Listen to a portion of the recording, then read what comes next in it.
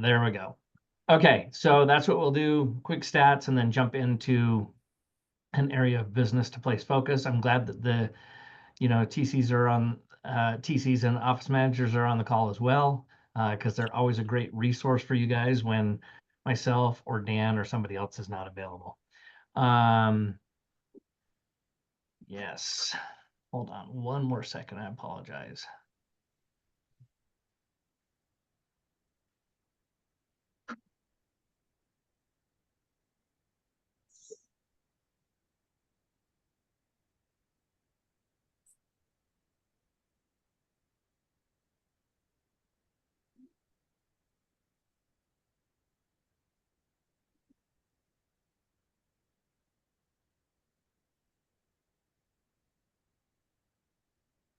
All right, there we go. I was about to Okay, say, so I feel like I was in a staring contest with like 30 different people. yeah, Parker, you or your team have anything interesting come up contract wise? Either question, Where would you like me to go, my friend?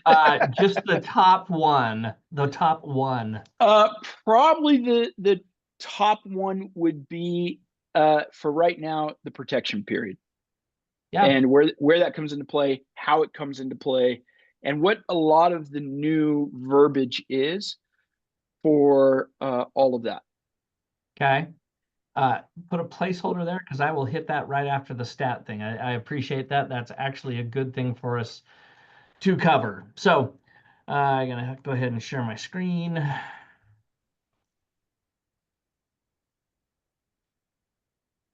Yep, that's simple. Okay, so um, wanted to,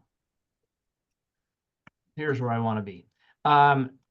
I talked to you guys a lot about rapid stats, right? So if you're log into the MLS and you come down here and rapid stats, and I'm going to keep beating on this until I'm highly convinced that you're proficient in talking about this or it's a part of your regular daily routine. So when you click on rapid stats, it puts you into this dashboard. And if for no other reason, I mean, everything has value here, but for me, it's like, what is the quickest dose of stuff that I can get that will give me the biggest bang for the buck? So these three across the top, I think are ones that you should be doing at least weekly, if not, yeah, weekly would be the recommendation. So this is how it comes up, and all it tells you is, okay, you got your actives, your solds, and you're under contract. Okay, that's good data. That's like a snapshot today. How many active listings are there? 10,278. How many have sold over the last 30 days? Close to 3,000. And how many have gone under contract? 40, almost 4,400. So this is an exercise in good, better, and best, right? So good is to be working. Better is to start knowing some of your data, and best is to take it to the next level. So if you take each one of these three things and just did this exercise alone, how does that compare to a year ago? Now you have more meaningful data, right? Both for sellers and for buyers. For buyers, hey, there's more inventory for you to choose from now than a year ago. Isn't that great? Sellers, hey, there's more competition. Maybe we should have a more poignant discussion about what our strategy is, including the condition of your house, the incentives we're offering, the pricing of your house. Can you see how easy this is if you just know some basic data? Right? Let's take the second one, which is the sold data. Same thing compared to a year ago. Hey, good news is sales versus a year ago were up almost 5%. Again, we can spin that for a buyer. Well, it hasn't changed substantially, but people are figuring out that pricing is a little better and that money is cheaper, and that's why we're seeing more properties sold. So if you want to get that prime property that comes on the market, maybe we should get you in touch with Lifetime Home Loans and get you pre-qualified and pre-approved and be on a hair trigger ready to tie up a property, because I did a good job of explaining to you, you have ironclad exits to the contract. So the game is to tie up the property before somebody else gets interested, and not doing what a lot of Utahns do because they're so conservative financially that they wait until all of the work's done before putting in an offer. That is the worst strategy. Okay, I'm rapid firing some stuff. All right. And then the last one, of course, is the under contracts and comparing that to 365 days ago. Wow. Wow. We have 30% more than we did a year ago going under contract. And that kind of reiterates the things we already talked about. More and more people are tuning in. I like to call it the herd is turning the corner, right? They're figuring out money's cheaper. They're figuring out now is still a time where sellers are offering incentives and paying closing costs and other things, and they're trying to beat the rest of the herd. Okay, that makes sense to you guys? Not terribly hard to do, but okay, this is where I really wish everybody's cameras were turned on. Yep, that is a blatant solicitation. And if you don't, I'll just continue to call you out throughout the rest of the meeting. Hey, good job, Mike. Uh, here's the real question. And yes, you can raise your hand if you want. How many of you are actually doing something like this weekly? All right. We just went through that, and that was less than 3 minutes, right? You're telling me you can invest 3 minutes of your time so that when somebody asks the golden question, hey, how's it looking for a buyer? How's it looking for a seller? Is it a good time to buy? Good time to list? You now actually have actionable data because you're doing this on a weekly basis, and it just becomes part of your DNA. You just know this stuff so that you can comfortably and persuasively talk to people about it. Okay? So that's my reminder. Go ahead, Parker. Even better, take 5 minutes and get specific with the data, right? What you're talking about here are broad strokes, and broad strokes are awesome, right? Because they're conversation topics, right? It's a way to embed yourself in a conversation where you sound educated and informed on what's happening. But if Well, you can get let's, specific, that can change a lot as far as your discussions are concerned. why do people hire you guys? Because they have no other alternative. You're the last option available. Janet, any idea? Why do they hire you?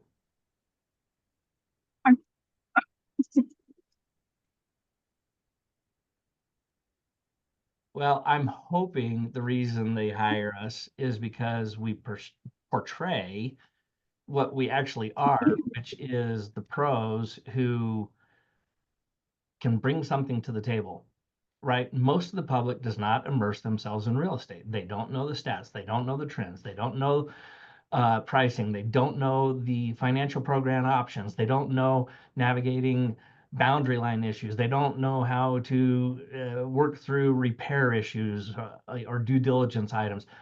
These are the reasons why they hire us. But unless we're good and articulating what our value is, it's kind of hard for us to differentiate ourselves from other people. So that's why I spend time on these calls with you guys to remind you of what you need to be able to articulate. It doesn't need to be a thesis. You don't have to walk them through a full outline, but you should have your top 3 to 5 at the ready that you could practically do in your sleep, right? I mean, it can be as simple as, Parker, you've heard me say this before. I'm a contract geek, and that's going to serve you well. Wow, that was hard. It was like one sentence, right? Whatever your line is, whatever your stick is, make sure you have it, and it should be compelling, and you should be able to say it convincingly because you should believe it because it should be who you are. Okay. All right. Wanted to talk briefly about what Parker brought up, and I'm going to see if I can pull this up really quickly here. Let's see. Forms.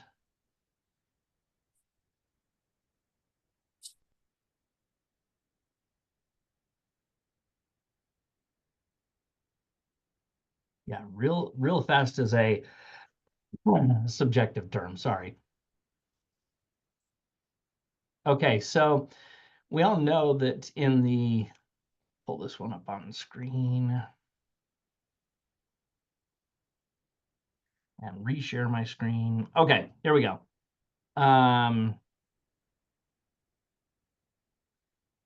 This is the exclusive buyer broker agreement. And I'm not going to bring up the ERS because this language previously existed in the ERS. And please don't worry about all the highlights and stuff here. The section I want to talk about is section 3, the protection period. right? I briefly talked about this in the past, but you all need to be aware of this. Whether it's the ERS or if it's in the EBB, there is actually still protection from the protection period, but it's not quite what you think. So if you read, I'm going to read this really quickly. If within X months after the termination or the expiration of this agreement, the buyer or any person acting on the buyer's behalf enters into an agreement to purchase, exchange, or obtain an option on or lease a property as referenced in section 1 above, meaning the ones that we show them, or the ones that we list, right?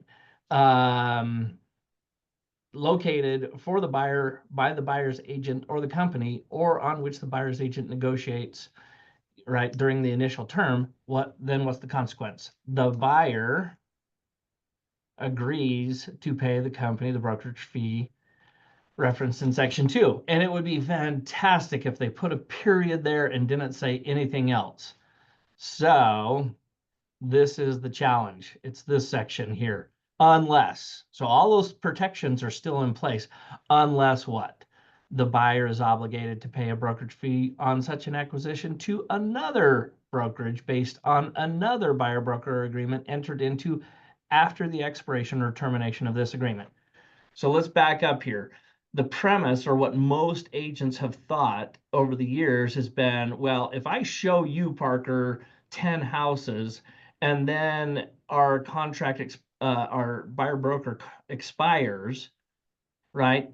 Right. If our protection period says this is going to be in play for 6 months, then if you or anybody else gain an interest in that property, you still owed us a brokerage fee until they added this language, right? And what this language says in plain English is if you go and then hire James the day after our EBB expired and you sign a new EBB with him, there is no protection period. So real life application, Matt, you're the buyer I meet at a property. I have you sign a 24-hour Yep. buyer broker agreement. The next day, the agreement has expired. Jill down the street decides to use, her cousin's uncle's sister's brother to Right. purchase the house. No problem. You're out of the game. This is exactly what it says. That's the highlighted section comes into play. So we've been having this dialogue ever since the national settlement, right? It's like the national settlement says you have to have, before you can show a home, you have to have your agreement in writing, right? And this has always been a problem with agents, or at least some portion of agents. A lot of them, it's never been an issue. If you're going to work with me, you're going to sign a contract because I'm good at what I'm doing and I'm going to provide a lot of value. And I only have so many slots in a year, and you're going to take one of those slots. And therefore, we're going to have a contract. When you come into it with that mentality, rarely is this an issue. But when you're a little weak in the knees, I'm trying to be delicate, and you don't know what your value propositions are, and you're fearful getting somebody to sign an agreement, so you'd be like, well, just, and I've said this because I'd rather have a day agreement, Parker, than no agreement. At least you're compliant. But the follow on to that is, and we've had this multiple times in the company in the past couple months, where it's like, hey, they went and used somebody else. What about my protection period? And I have to cite them this highlighted section. Did they go sign in a buyer broker with somebody else? Yeah, you're out of luck. So what is the answer? Sign a longer buyer broker agreement. Now, we are working on this. It's not here today, but we are probably going to do a version of this document that removes that last portion. When you say we, you mean AIG or Remax Associates?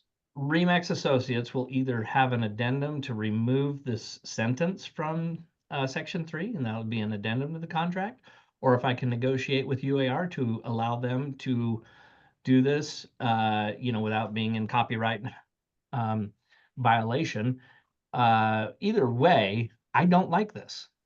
And Yeah. when I talked to the UAR attorneys, the overarching concern of why this was there was because they didn't want the public to potentially have to pay 2 commissions. And my argument with them was, well, that's typically not the case unless somebody is trying to be sketchy.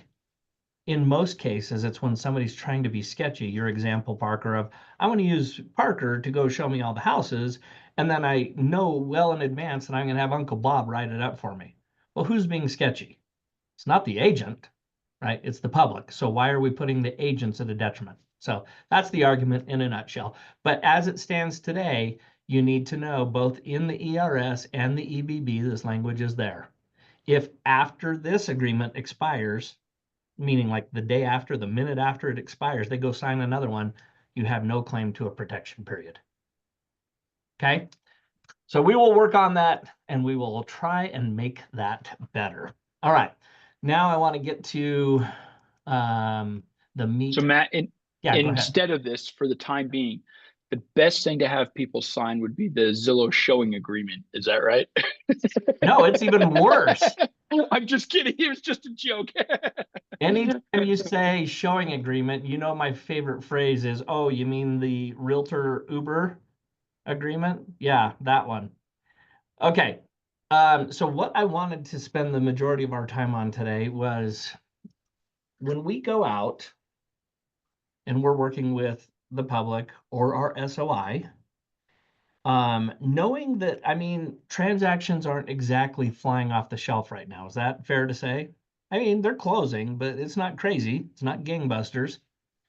And so my question to you is, how are you broadening the opportunities that you have with your SOI, right? So you sold somebody, or let's say 3 years ago, you sold 10 people homes on the buyer side.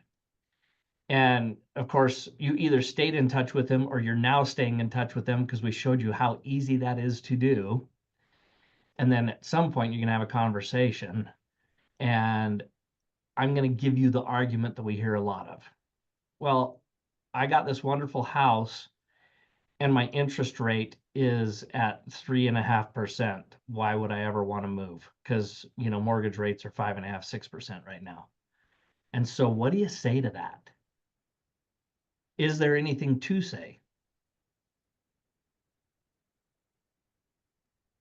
I mean, isn't that subjective to the buyer's, or sorry, I guess to the client's needs?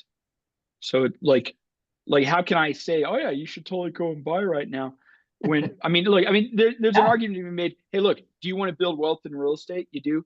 That's great. You might want to think about taking this awesome interest rate that you have, keeping it and renting that property out and earning an income off of what you're renting, right? And then you can go buy something else, take half of that income, use it to put towards this. So you're really only paying the same in rent, right? Or sorry, in the mortgage, right? Now you have Yeah. two properties instead of one. Now, as interest rates go down, you have the opportunity to refinance. Okay, so Uh, stop there. Stop yep. there. That's the first key phrase.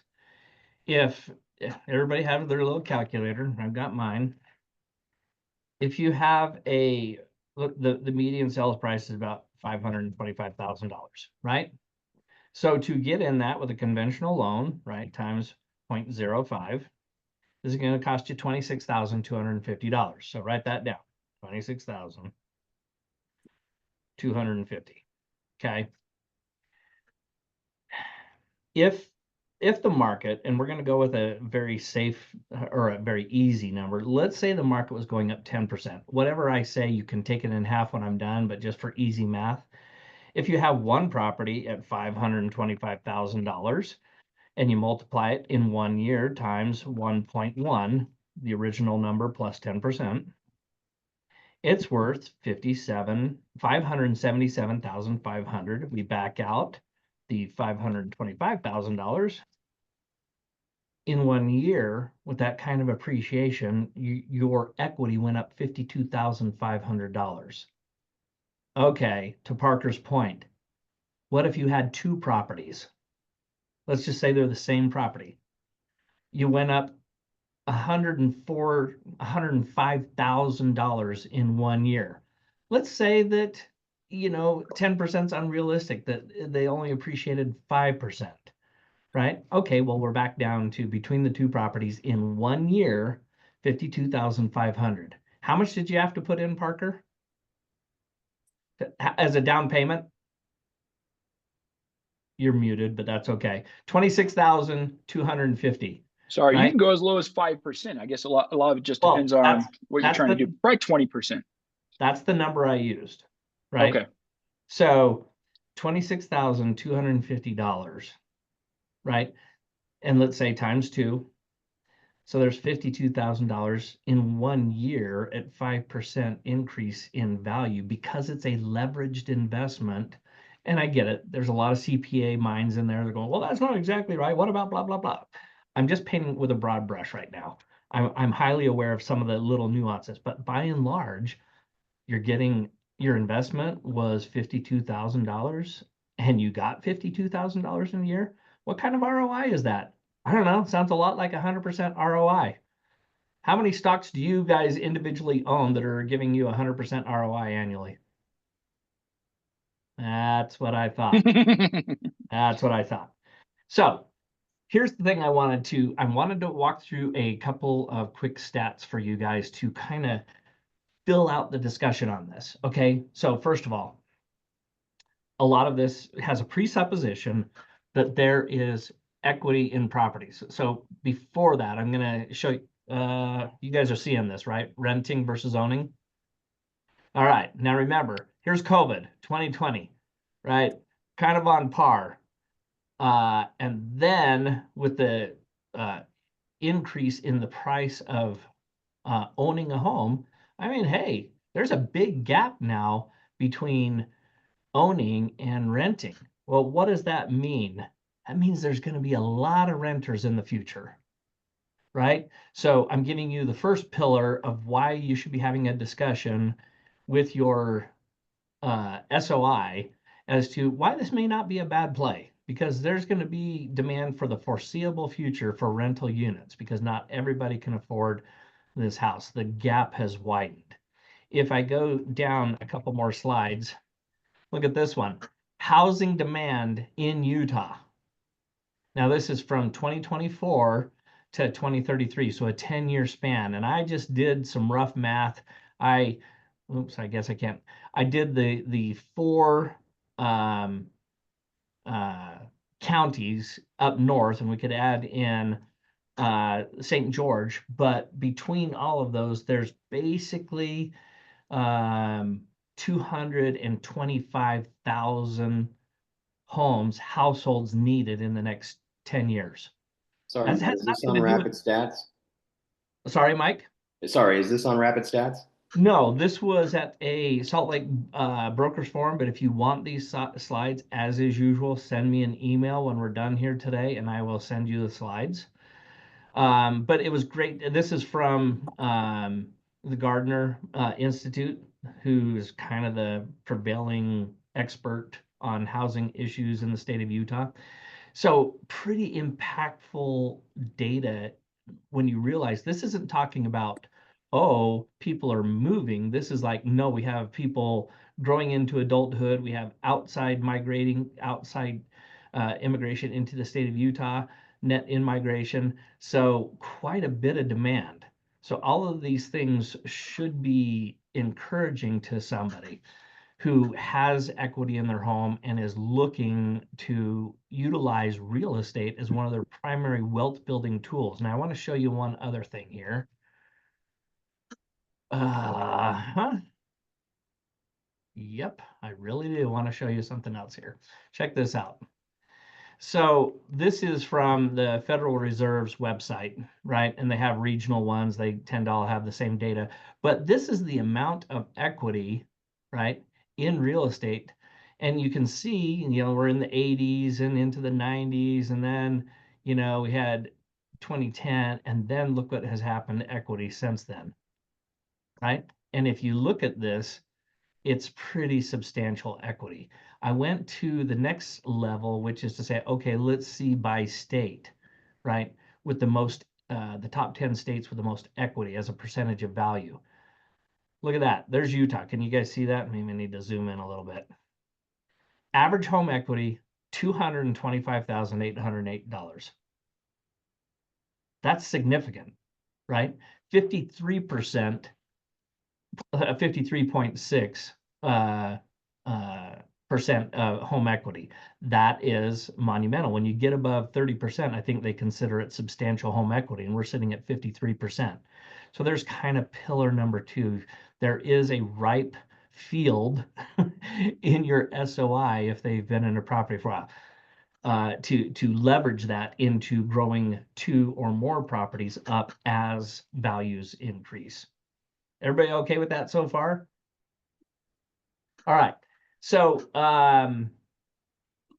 here's the question I have for you now is if you understand some of these stats and graphs, and again, like I said, I'm happy to share these with you. What's your dialogue though?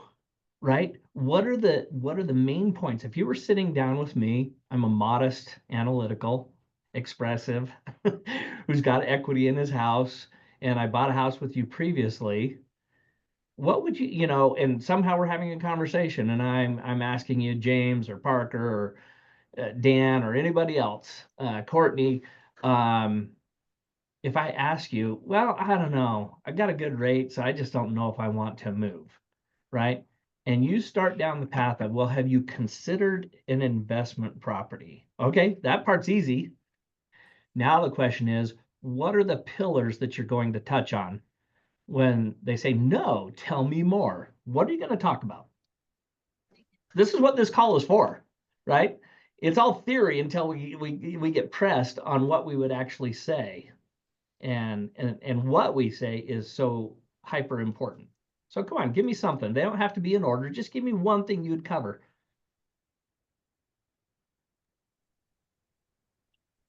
Sorry, Matt. I know this is going to be really bad, but can you ask that question again? If you were sitting down with me, Parker, and we were having a conversation, we broached the subject of, hey, Matt, have you considered taking some of the equity out of your home and investing in a property? Right? And I said, oh, I haven't actually thought about that. Tell me more about that. Where are you going to go next? What are the pillars of the things you're going to touch on as to why this would be good for me? What about what I asked just appeals to you the most?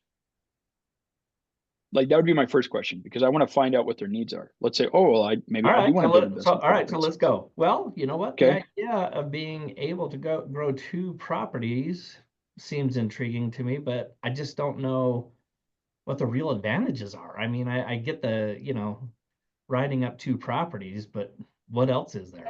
Why should I consider this? Matt, I would talk to you about building a retirement portfolio and a well-rounded investment portfolio for retirement. Yep. And I if like I were that, to James. say, if I were to say to you, James, hey James, I get that, but you know what? I'm doing pretty well in the stock market right now. What do we say to that? You don't have to go into great detail, but what would be the general approach? Well, specifically that's fantastic, and you should also have a diversified portfolio. Yeah. The one thing you don't want to do is like, well, that's stupid to have your money in the stock market because then people dig their heels in, right? But I like the approach. Hey, that's fantastic. What kind of return are you getting, James? Do you know what your annual return is on your investments right now? I mean, if you're doing 10%, 12% in the market, I think you're kind of killing it right now, right? For most people that don't have insider training and are not the husbands of congresswomen or anything like that. I'm just throwing that out theoretically. Okay. But this is why I went through the exercise earlier. Matt, I would also, I think, Parker said, what are they concerned about? I think one of the biggest concerns is how to manage investment properties if they don't have that experience. And everybody knows, 100 horror stories, and anybody who's had significant experience with rental properties has had a few of their own. So Sure. I think understanding that as you break into that, there are lots of resources, there are management companies that are competent. It really can be made pretty simple in terms of the effort and utilizing the expertise of others as you kind of get your feet wet. And I mean, frankly, personally, I have a bunch of rental properties, and my wife couldn't even find them. We don't Is do that by any. design, James? Is that by design? Yeah, because right there, one of them is empty, and I no, it's but we don't want the calls. I let somebody else manages every aspect of it, and that's the only way that it works for my wife is she doesn't want to be at all involved in it. So it's good to be able to explain to somebody that there are a variety of ways to do it, and one of them is as an investor and hire out the hard parts. So I love that. And there's a spectrum, right? It just depends on the person, the individual. I've got Nancy and I have several investment properties. We manage them because I have a very discriminating front end. Uh, Man, Jessica. brother. um, and if you do a good job of kind of screening your tenants, you eliminate some of the problems. It doesn't eliminate all of them. And my strategy, and it's not everybody's, I tend to find properties that are in HOAs because I don't want to deal with the exterior maintenance and the landscaping and all that stuff. And I want a modestly aggressive HOA, not an overbearing one, but I want one that's going to, for lack of a better term, kind of protect my investment and the community. And so that's kind of a strategy. And here's the point. And I like what you said, James, because the ability for us, if you are a realtor and you don't have an investment property, that should be on your short list so that you can talk to people out about this rather than just pontificating about it, right? And I think there's some value. And to James' point, yeah, if you don't like doing the maintenance, there are a lot of property management companies out there who compete for the business. And yes, you would write off a certain percentage and it's somewhat headache free. Now, what I want to do for the remaining time is walk through what I consider the pillars that I would talk to somebody in this type of a conversation, right? So the first one is the value of the leveraged investment. So James is doing 12% on his money in the stock market. He's killing it.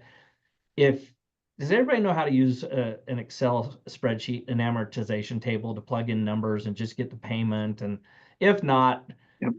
call me. It's very easy to do. And you can pretty quickly see, I mean, even you don't even have to have the amortization schedule, but if you realize $500,000 property, putting 5% down, or if it is in fact an investment property, so you're not going to move into it as your primary and keep the old one as an investment property. Yeah, there are programs you can get as low as 10% down. You can pay a little more on rate, 15%, 20% is nice. It's kind of the sweet spot because you don't pay private mortgage insurance, right? So even with putting 20% down, right, the numbers are still better than most options in the stock market, right? So I'm going to have a discussion about the power of a leveraged investment, right? And how that works into 2 or 3 properties as the market goes up 5%, 10%. You're not sitting on 500,000 anymore. You're sitting on $1.5 million going up at 5%. And that becomes pretty significant dollars pretty quickly. So that's point one, the understanding the game of the leveraged investment. The second one is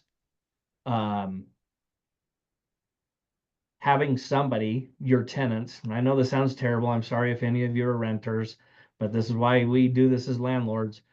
You're having somebody else buy the property for you. That's just the way it is, right? So the fact that somebody else is buying a property for you that eventually down the road is not only going to get you your money back, but an inordinate factor higher than when you purchased it. So that's point number 2. Point number 3 is cash flow. Now, this is where it gets kind of interesting, right? I've had a lot of discussions with different agents, different investors over the year, and it's crazy to me sometimes that they talk about cash flow so prominently. Of all of the things in the equation, cash flow is great. It should be paid attention to, but it is the smallest factor, in my opinion, out of most investment properties, right? If you've got rents of, $1,500 and you're cash flowing $300-400, that's not a bad day, right? You're making your mortgage payment, you sock away $400 a month. At the end of the year, you got close to 5,000 in a fund that can be earning 5% in a very safe investment. After 4 years, you got $20,000. Now you have down payment for another property. You see how this kind of steamrolls, right? Okay, so here are the other ones outside of cash flow. Can you take a deduction on the mortgage interest paid on something that's not your primary residence? Oh yeah, you can. You can on an investment property. So there's, in addition to the cash flow, right? In addition to somewhere down the road appreciation, all along the way, you get a nice little tax deduction for those of us that are 1099, right? And itemizing our deductions. Okay. And I'm kind of going in hierarchy here. So there's the tax deduction, and then there's depreciation. Do you guys realize as practitioners, the number one reason investors buy investment properties? What is it? Segregated cost. Well, you went an extra layer. Sorry. They're trying to find a way to not pay the government as much money, right? If let's say your investor is making $400,000 a year, and they can only write off $200,000, they have $200,000 that's probably going to be at least in the 25% tax bracket, right? So that's 50 grand they're going to be paying in taxes. I don't know about you, but I shiver when I think of paying unnecessary money to the government because they use it so wisely and so well. Here we go. Here we go. Yeah, politics according to Matt. So depreciation is a big deal. I've shared this example with a few of you in the past, but I'll just tell you, a few years ago, Nancy and I were, just because of the timing of some things, we were looking at like my account at the end of the year. He says, "Okay, so you ready to write a check?" I'm like, "Nah, I hate it when you say that. How much?" And he's like, about $40,000. I'm like, I threw a conniption fit right on the phone.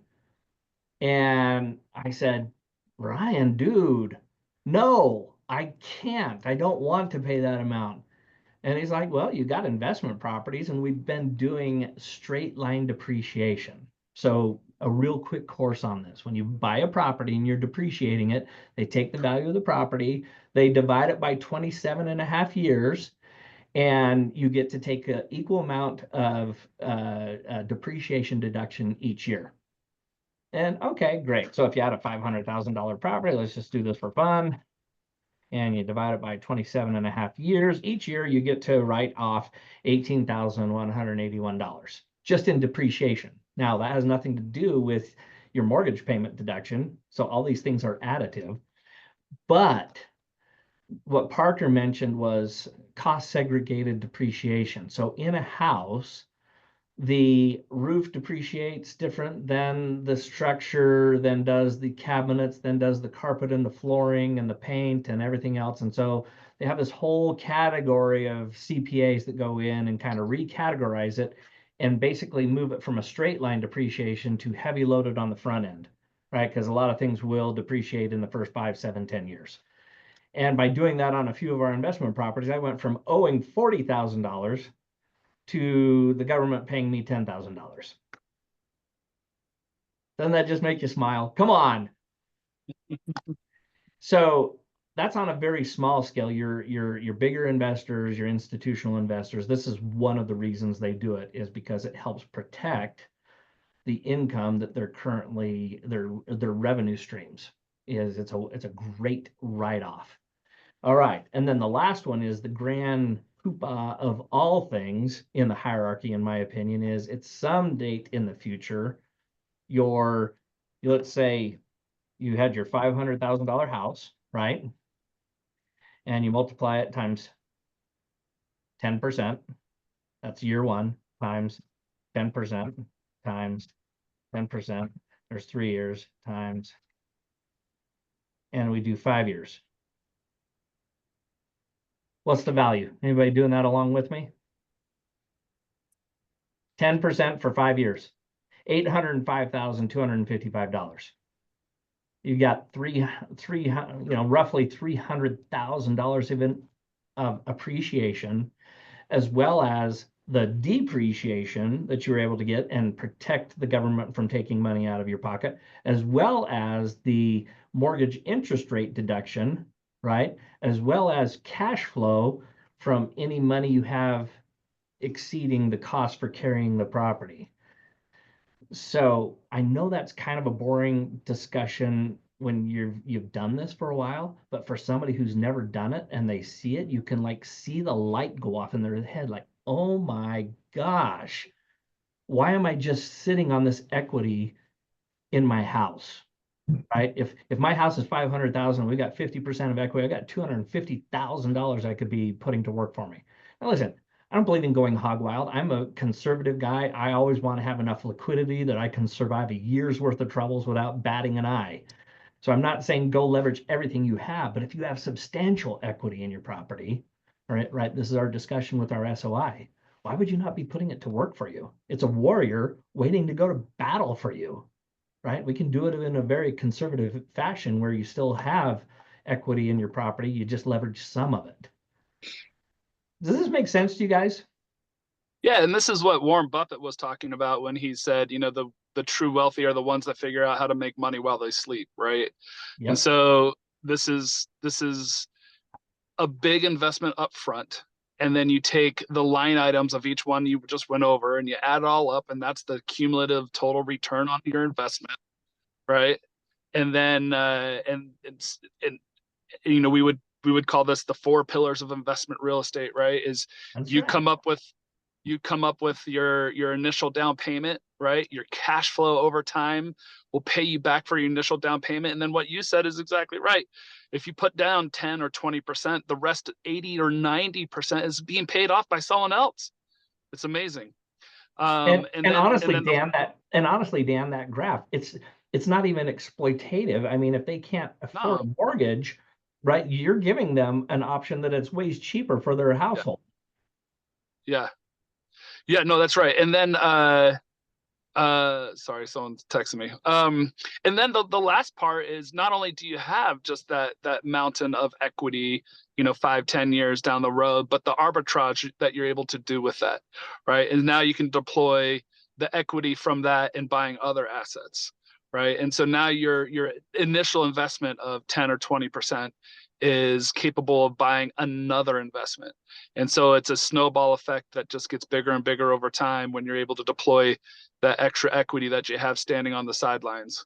I can tell you from experience, I probably would have done investment properties without it, but the fact that I can protect income from the government is why every couple of years we buy an investment property. Every 2 or 3 years we buy an investment property just so I have something else to write off. And so I'm not unique, right? This is what investors do. It's why they do it. My point to you today is, if there's a lot of people kind of sitting on the fence because they're sitting on a 3.5% mortgage, we have to be nuanced enough to open their eyes a little bit. We're not exploiting them. We're telling them what an opportunity is. They'll make their own decision. But it also goes to that thing that we've been saying of, you've got to continue to show value to your client base. If all you are is transactional, it's like, well, when you want to buy or sell something, let me know. You got minimal value. But if you kind of become the consultant and explain to them how they can use real estate to build wealth without, any Ponzi schemes or anything like that, just really not terribly complicated, consistent investment, your value is going to go up, because most people, I know there's some out there, but most people don't even think in the circle. They just don't. And so today's call is a reminder for you to, when you have those conversations, which a lot of times will be precipitated by just sending out a little bit of data, on a consistent basis, and then occasionally have a conversation. How are things going with you, James, in your real estate portfolio? Guess what? If he only owns one property, that's going to be an interesting conversation. What do you mean, my portfolio? So wait a minute. Do you not have any investment properties? It's a real thing, FOMO, fear of missing out, just by positioning that way. So you don't have any investment properties? And he's gonna be like, well, no. And instantly his mind's gonna start going, wait a minute, should I have an investment property? How do I get an investment property? And now we've got the questions going, the juices flowing, that opens doors for more transactions. Of course, we'll make some money along the way. Is it still, even with us making money, is it a financial benefit for them to have investment properties? Absolutely. 100%. Yeah, Especially Matt. for your high income earners, your attorneys, your doctors, dentists, whatever, the people who are, your solar sales guys, right? Your people that have high incomes, they're really looking for ways to minimize their tax burdens. And the government thinks that real estate is a good place for people to put money, that it spurs the economy, gives places to live. And so that's why the tax benefits are so good. And so it really is a win-win for everybody. Absolutely. I think another component of this, you mentioned the appreciation, and I think that becomes a point of contention is what appreciation will be. And I think that it's the letting a tenant pay, even if there was no appreciation, the tenant is still paying off the mortgage. And I think an important element of that is that it takes some time for that to happen. So if you buy a property at 60 years old and expect a tenant to pay it off, you're probably not going to get it paid off. So I think it's an incentive to make that investment if it's a particularly conservative investor. The cash flow, they probably won't believe that it's gonna, and it probably won't be significant cash flow until a few years down the road, or the mortgage gets paid off. And so you've got, if they're the conservative investor that expects it to be a retirement income, they've got to have enough time. If they're 15 years from retirement, they've got to pay off a 15-year mortgage. So they better do it when they can get a 20 or 30-year mortgage. So I love that. Very well said. And rarely is it going to run the distance, right? Typically people don't have 30 years to do anything, but can you see a scenario though, perhaps where you had 2 or 3 investment properties that you ran for 10 years and then you 1099 those 3 properties into one and it's paid off? It's an interesting configuration. Let me show you one last thing and then one last comment on this. This is a graph from the MLS going back to 2005 on the median sales price. Can you see this? Everybody see this okay? Zoom in a little bit. So the first quarter of 2005, the median sales price was 155. And so here we are, not quite 20 years later, 19 years later, and we're 507. 155. Now, what other criteria did you put in this? Is this all pricing, or is this just single family homes? It's single family townhomes, condos. It's across the board. The point being is, you've gone up, that 150 going up 100% goes to 300, goes up another 100% is 450, right? Even if you just did a basic dividing of, 250%, divided by 20 years, it's 12.5%. But remember, that's on the total value. You only had to put 5% down or maybe 20% down on an investment property, and you got all the benefit that I'm talking about. So it's way, way bigger than that. The last thing, it's a tangent to this. We've been talking, kind of, Dan said the high wealth earners, and be careful, don't paint people into a corner. He's right. A good chunk of the people that can do this are those type of people. But there's a variation of this, right? And if you've been dealing with first-time home buyers, you probably have had some conversations like, well, I don't want to buy yet. It doesn't have everything that I want, right? It's not on a quarter acre. It doesn't have 4 bedrooms and 3 baths and blah, blah, blah. Part of our job, again, I'm reframing this for first-time home buyers, is, oh, bless your heart. Those days are over. I think, all joking aside, if somebody says that to me, I'm like, hey, Savannah, I really do appreciate that. And you know what? Back in the day, that was more realistic. Can I tell you the approach that I found a lot of my buyers are using, a strategy that they're using that'll take a little more patience, but it is going to serve you well? What's she going to say? No, please don't tell me that.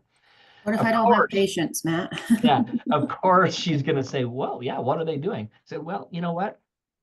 We all want to get into, you know, and cue up the personal story. We all want to get into the house that is just the best house and we'll never move from, and that's just not reality.